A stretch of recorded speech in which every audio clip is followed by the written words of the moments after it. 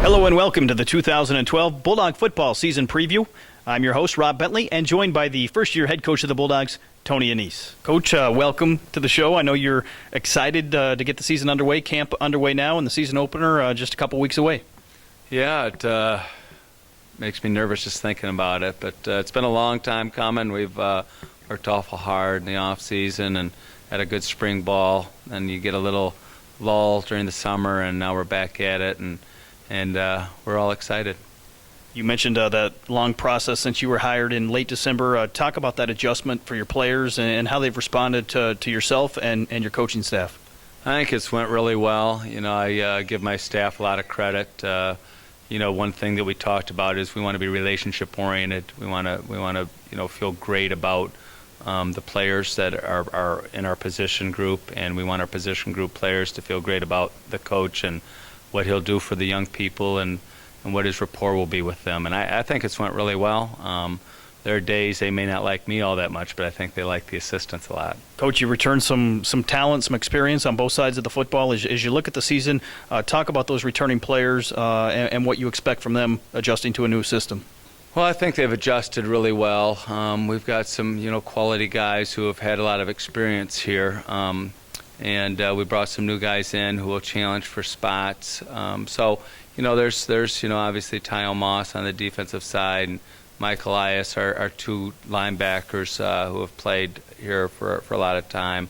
Jordan Morgan, and he's got a lot of experience at end. And so, without naming a bunch of guys, there's a lot of guys with some experience. And then on offense, we got a great running back. Skylar Stoker, I think, is as good as they come, and we need to keep him healthy and get him the ball. And then again, like I said, it's hard to name a bunch of them because we've tried to kind of have the mindset there's no entitlement here.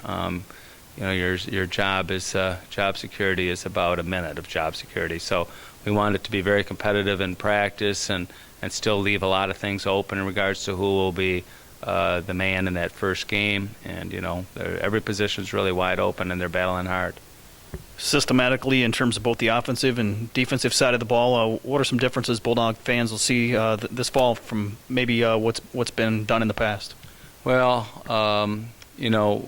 offensively they went to the spread. It's some of the same concepts that we're teaching. So I don't know how much of a difference. We want to really run at people and establish the run. More of it's a philosophical difference maybe than a scheme difference.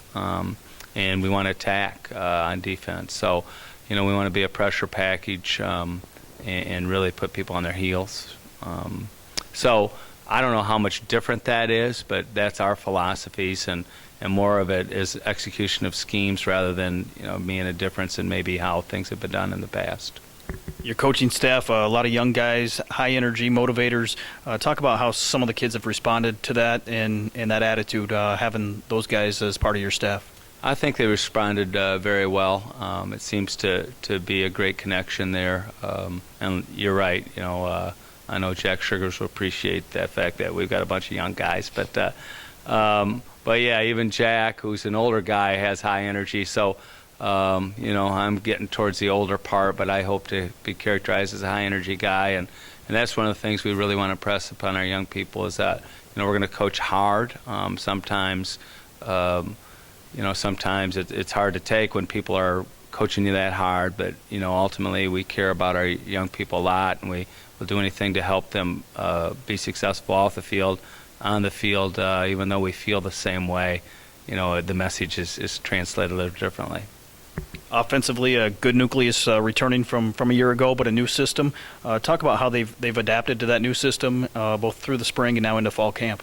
Well, it's always it's always kind of a project in regards to even weekly installs, daily installs, weekly installs, and so I think from our base system, I think we've done a pretty good job. We still have more to put in. Again, it's all about it's not about the plays that you run, but utilizing the players that you have, and so we will be doing some special things based upon what our quarterback's capable of doing, how well our receivers adapt out there. we're going to try to get our playmakers the ball and really put some stress on the defense.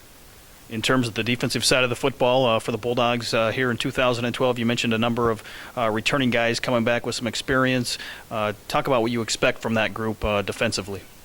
Well, I think that, I said the other day, if they're going to just dominate our offense like they do in practice, we're hoping to win 3-0, but which would be a great thing. But, I like the way they run around. They're a high-energy group of guys. I think we added some speed back in the back end, which is going to be very helpful. It all has to fit together. Our D-line has to be a physical, stout group that, makes it tough on people to run. And then if we're bringing, linebackers in pressure games, our secondary is going to have to hold up back there. So Ryan Oshnock and his staff's done a great job. I really feel comfortable with the progress they've made, and hopefully we'll show it on the field.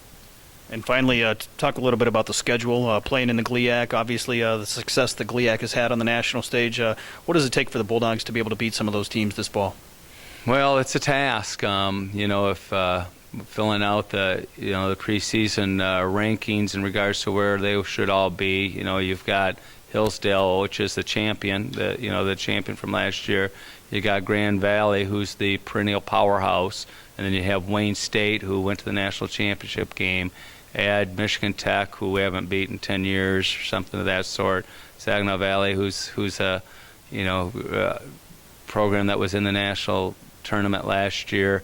It goes on, and so Northwood, is an option attack. Northern's got a new coach, and they had a great recruiting class, and so it's going to be a task every week. We just got to be up to it. I don't know who we can beat, but ultimately it comes down to, I want to focus on who we need to be successful, and you start worrying about who you can beat and who you can't beat and those kind of things.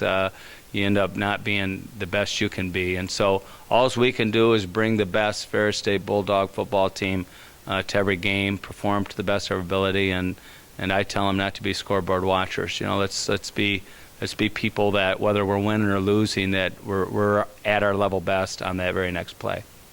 Coach, thanks for your time, and best of luck to the Bulldogs here in 2012. Thank you, Rob. I appreciate it. This has been the 2012 Ferris State Football Preview.